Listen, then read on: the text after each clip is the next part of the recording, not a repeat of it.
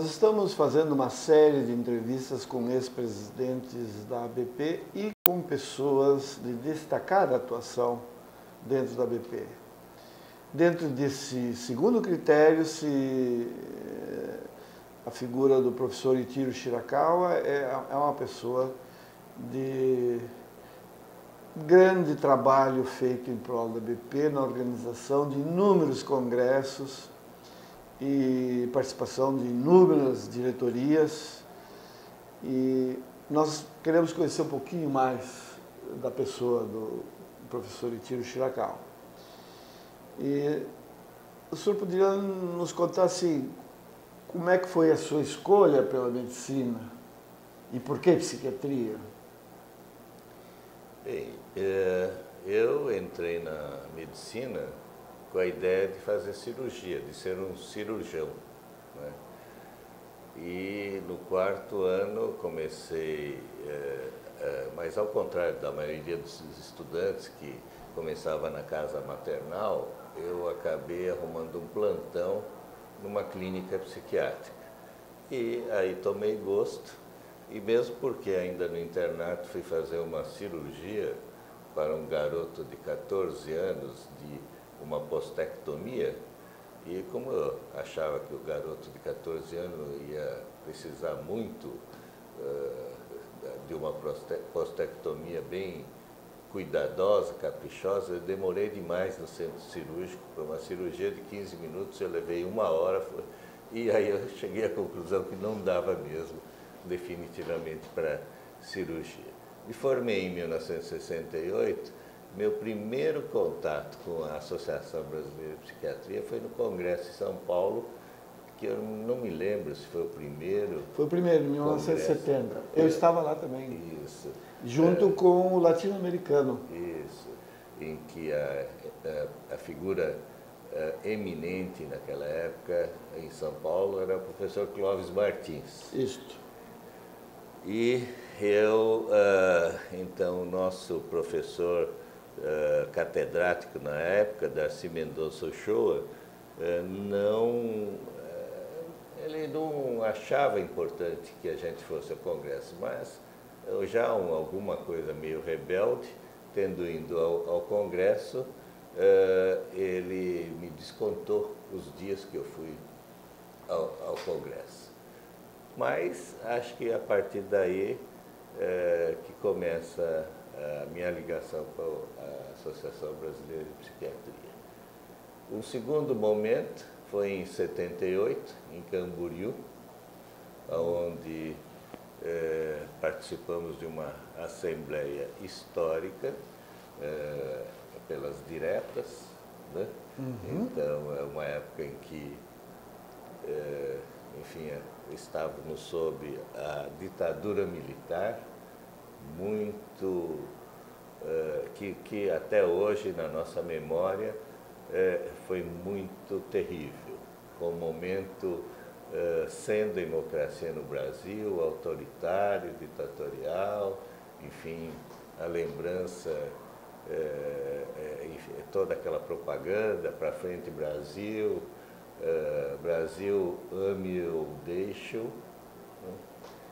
E acho que então a participação na associação foi muito importante, inclusive para ver que aquele regime de exceção não era o melhor para nós.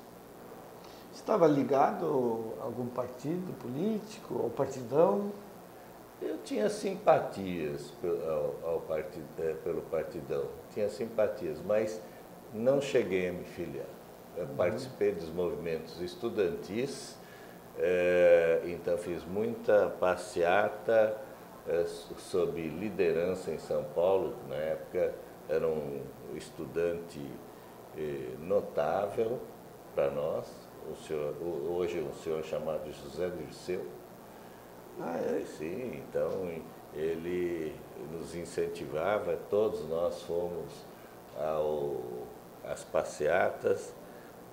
Na época houve também a célebre reunião da UNE em Ibiúna, e, enfim, várias atividades. Mas você não estava lá em Ibiúna? Eu não estava. Ainda bem, não foi preso, porque todo mundo foi preso. Eu não estava, mas do nosso departamento tinha ido Ladislau, que pela sua calva brilhante foi logo reconhecido e preso. O Ladislau Glasius. Ladislau Ungar Glaucio. E em relação à BP, quando é que começasse, além dos congressos, a participar mais diretamente, assim, em trabalhos? Eu acho que foi na gestão do meu colega do departamento, Marcos Ferraz, quando ele se tornou presidente da BP. Enfim, Marcos Ferraz foi o primeiro presidente da BP que quebrou aquela sequência de presidentes que ou eram titulares ou já atingiam o status de presidente só depois dos 60 anos. Marcos Ferraz sucedeu ao Ulisses Viana, né? Também uma figura notável, porque o Ulisses Viana acho que foi a figura que, coincidindo com a abertura democrática do Brasil, também mudou os padrões da associação, que era mais conservadora, e o Marcos Ferraz me levou para ser assessor direto dele na presidência. E aí fui assumindo inúmeros cargos daí em diante. Durante muito tempo eu organizava sozinho os concursos de título de especialistas, para especialista. Depois eu entendi que aquilo era uma tarefa hercúlea, aplicando a prova sozinho. Aí eu comecei a ampliar para comissões, em que novamente criamos um sistema em que as pessoas que faziam parte da comissão do título de especialista me mandavam perguntas a mais, tanto múltiplos, enfim, testes quanto dissertativos, e eu comigo escolhia, sorteava as perguntas. Quem fazia as perguntas não sabia o que queria cair. Enfim, tentei montar um sistema, enfim, o mais ético possível. E depois, quando eu passei esse cargo, o título de especialista realmente foi passando, a comissão foi aumentando, e hoje, enfim, existe toda uma comissão que vem aplicando. Sabe que eu também, eu já tinha alguma relação, enfim, mas primeiro cargo oficial foi com o Marcos. Eu era membro do Conselho Fiscal. E a gente se reunia naquela casa, que seria os fundos do consultório dele. Sim. Né? E é lá que foi feita a reforma, ou já é outro imóvel? Não, o imóvel, a subsede, ou que agora foi chamado de Escritório Regional de São Paulo, é uma casa que foi adquirida posteriormente ao Marcos. Posteriormente. Eu não posso dizer ao certo quem foi, talvez foi com o Miguel Jorge, não posso garantir. Mas é uma casa de vila, enfim, são casas geminadas numa vila e, surpreendentemente, avaliando hoje, é uma casa que tem uma cozinha, uma sala e 3 dormitórios. Mas a disposição de uma casa era uma disposição muito acanhada. E que a reforma hoje transformou num local muito agradável, onde quem for para São Paulo poderá utilizar essa subsede da associação, tanto para reuniões ou para uma E essa subsede recebeu um nome, né? Sim. Recebeu o nome de Tiro Shirakawa. De modo que... É que o nosso presidente é muito proativo, então ele me propôs, propôs que eu deveria acompanhar essa reforma, ele me cobra muito, esteve lá, como é que está, então eu tive que acompanhar de perto essa reforma, conduzir, inclusive, dentro do possível, angariar fundos para essa reforma, para que ela não saísse dos cofres da associação e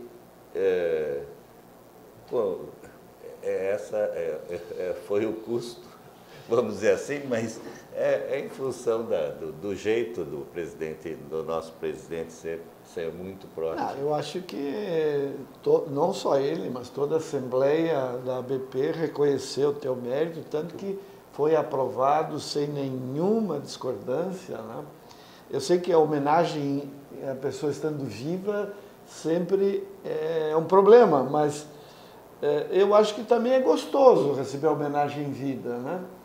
Eu creio que sim. Lá na Escola Paulista, lá na Unifesp, mas nós do grupo antigo nós chamamos de Escola Paulista, a Escola Paulista houve por bem que, enfim, todas as pessoas lá que tenham contribuído para a escola começaram a receber homenagens em vida. Que, falando sinceramente, eu acho bem mais agradável. Eu concordo plenamente, né? Porque realmente depois nós não ficamos sabendo, né? Isso mostra que a gente fez alguma coisa. Exatamente, eu achei muito oportuno. Então, cumpre registrar que a sede da ABP em São Paulo leva o nome do professor Itírio e ele foi um dos grandes batalhadores para que existisse essa sede, né? Sim, essa subsede lá vai ser um local muito agradável para o grupo da Revista Brasileira de Psiquiatria, que todo o trabalho da Revista Brasileira está concentrado lá, que é a nossa revista de excelência. Está tendo alguns maus entendidos com relação à diretoria, que a diretoria não estaria prestigiando a revista, mas é o contrário, porque essa revista é importantíssima para a diretoria e também muito importante para os editores, porque aonde a parte de pesquisa do departamento, a parte científica de pesquisa, então pode ser publicada e não só publicada, como a revista vem crescendo à medida que está com um índice de impacto ISE acima de 1. É interessante, eu falo sempre que existem acordos não escritos. Esse da revista, de certa forma, é um dos acordos não escritos, porque quando foi eleita a primeira presidência, né, o José Leme Lopes, a revista ficou acertado que ela ficaria em São Paulo. E o professor Clóvis Martins ficou de encarregado da revista. Depois, só fazendo um adendo, né, ele editou 3 números e pedia o dinheiro para a BP, para pagar a gráfica. E a BP não tinha dinheiro e começou a dar balão, né? Não mandava o dinheiro. Aí ele se irritou e registrou a revista em nome dele. Então, essa cisma paulista, que agora já não é a paulista, tem até gaúcho envolvido, né? Exato. Essa cisma vem desde a fundação da BP, em que a cabeça da BP ficava no Rio de Janeiro, a revista em São Paulo. E de certa forma, da mesma maneira que o Clóvis Martins queria se manter independente da BP, né, dono da revista, se criou uma ideia de que o corpo de editores seria dono da revista. O que, digamos, no atual momento, eu acho que a diretoria está mostrando que não existem donos da revista. A revista é da ABP. E não haveria revista se a BP não desse o patrocínio e o nome e o suporte financeiro, né? E eu acho que essas coisas, digamos, que são mais do inconsciente coletivo, no caso, têm que ser esclarecidas. E eu acho que vocês vão ter essa tarefa de entendendo o que se passa, tentar dialogar no sentido de mostrar que a revista é da ABP, não é de São Paulo, nem dos seus editores, né? Uma das qualidades do professor Itiro é de ser um trabalhador incansável e discreto, e nessa qualidade ele organizou muitos congressos de psiquiatria, de diferentes diretorias, e eu gostaria que falasse um pouco de como começou essa sua atividade em congressos. Especificamente na comissão científica, foi no Ceará, em 1999, se eu não me engano. A comissão foi o primeiro congresso onde houve a mudança da comissão científica. Eu devo ter participado já de alguma comissão científica antes desse congresso em Fortaleza, mas era uma época em que a comissão científica organizava por sua conta e risco toda a programação, né? E, obviamente, em geral, eram convidadas sempre as figuras mais eminentes da época, o que não deixava de trazer um certo caráter de repetição. Esse congresso, estou citando, de Fortaleza, porque foi a primeira vez que se mudou a forma de elaboração do programa científico, aceitando-se a solicitação dos associados, e que teria 3 membros da comissão científica indicados pela ABP e 3 membros da federada local.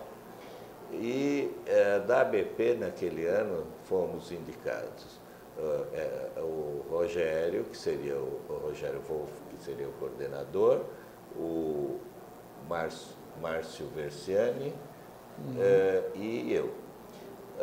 O Rogério teve problemas na época pessoais e não pôde continuar, e o Márcio Versiani também, e eu acabei ficando sozinho pela ABP, junto com a comissão local, e nós acabamos, então, conseguindo fazer, vamos dizer assim, um congresso onde a maior parte da programação veio de baixo para cima, das solicitações dos associados, daqueles que tinham experiência clínica ou tinham feito pesquisas, etc. Esse modelo foi bom. Então, tanto foi bom que logo em seguida, na gestão do Marco Antônio Brasil, eu acabei sendo membro dessa comissão durante 3 anos, e depois com o Josimar, né, eu acabei sendo coordenador da comissão. Então, nessa altura, já tinha 7 anos da comissão científica. Terminada a gestão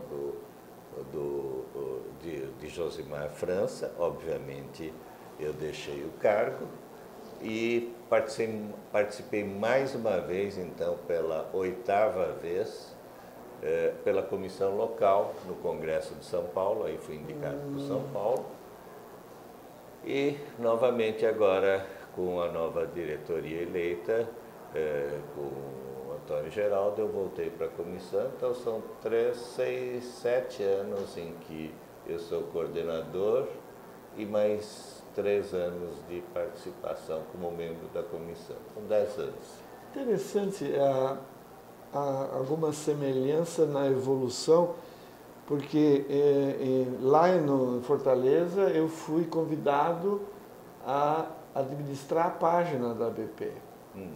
E eu fiquei administrando a página 6 anos. Quando o João Alberto sumiu, ele contratou uma empresa profissional. Eu custava meio salário mínimo para a BP. Essa empresa foi um bocado mais cara, mas eu me assustava. Era o seguinte, porque fazer toda a programação online, que se começou a fazer isso, né? E a BP não tinha infraestrutura, então eu ficava fazendo backup em casa, com medo que desse pane. E houve uma ocasião que incendiou o prédio da Eletrobras, no Rio, que ficava em frente da BP. Eu vi na TV o incêndio, telefonei para a BP, por favor, backup de tudo.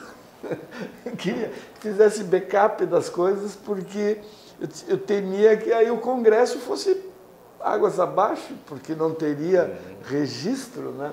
Mas felizmente o rapazinho lá da informática da BP já tinha feito os backup e tinha levado para casa. Mas não chegou lá o incêndio, felizmente. Mas também, agora eu estou vendo que tu fosse afastado, eu também fui afastado. Digamos assim, foi profissionalizado o negócio. O que realmente resultou num custo muito maior, né? Mas enfim, talvez fosse o momento de se fazer algo assim mais profissional, mas nós temos uma semelhança, né, de atuação nesse aspecto. Também fomos... Na verdade, eu acho que a participação na BP sempre foi de um colaborador, né? Alguém que gosta da associação e sempre muito mais preocupado com os outros. Eu nunca pensei numa carreira pessoal na associação, mas o que eu poderia colaborar para que a BP fosse uma associação que servisse aos seus associados. Mas agora estou entendendo a tua motivação política posterior, né? De que todo um trabalho que era executado não recebeu devida atenção, reconhecimento, né? Não foi assim? Eu prefiro mas não comentar a esse respeito.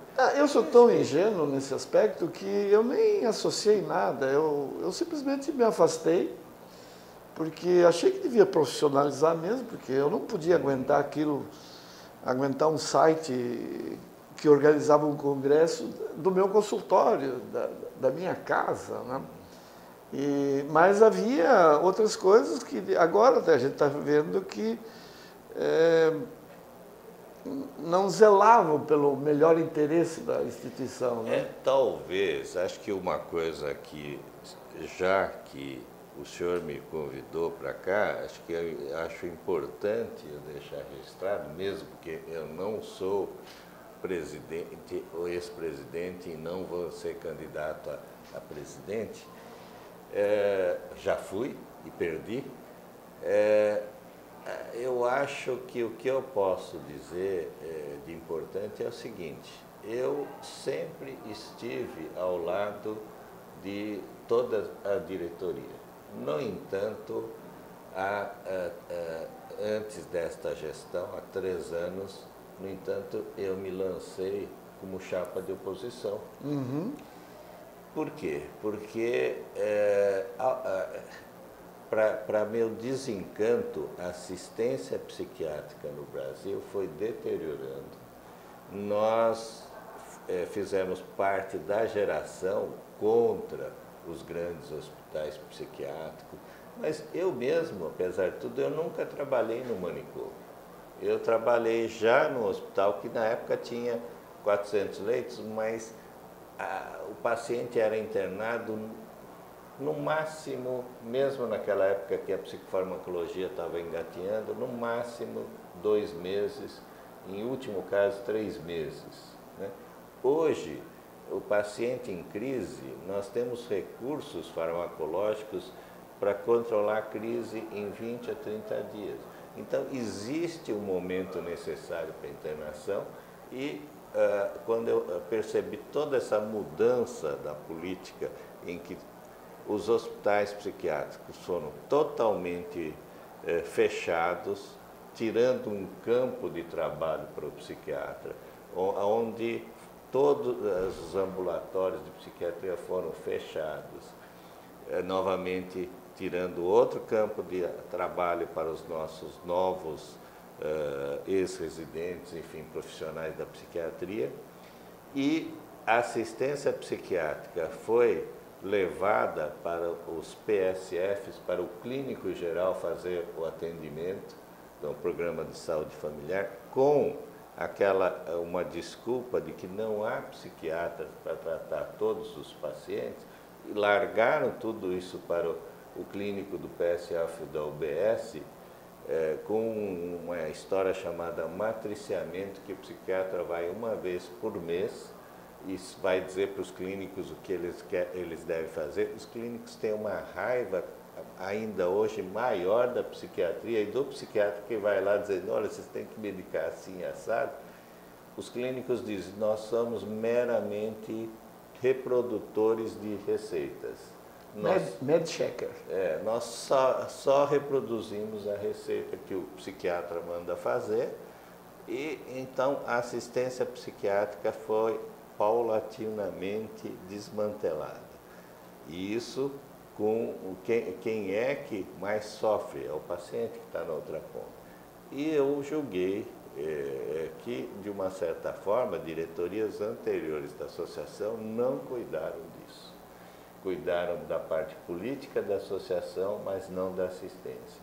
E foi aí que eu me candidatei pela chapa de oposição. Nós perdemos numa primeira eleição, numa segunda eleição em reuniões internas, então me deram o privilégio de novamente me candidatar como presidente.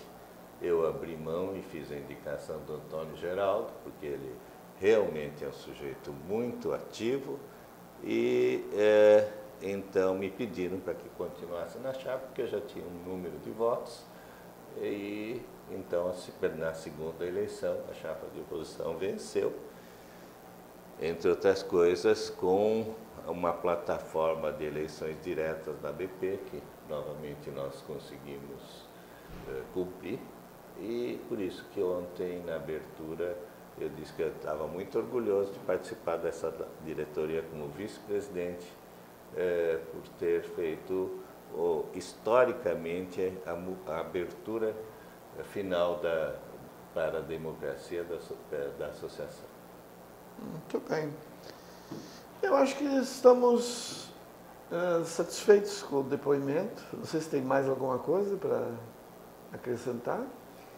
Eu acho que nessa altura, inclusive, eu estou contente com o papel que exerci na associação, e certo de que está na hora de passar o bastão para os mais jovens. Eu fiquei ontem, e ainda hoje, me pegou lá numa mesa que eu estava assistindo, vendo muita gente jovem assistindo.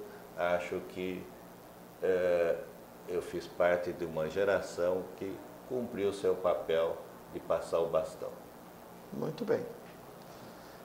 Então nós encerramos por aqui essa conversa com o professor Itírio Shirakawa.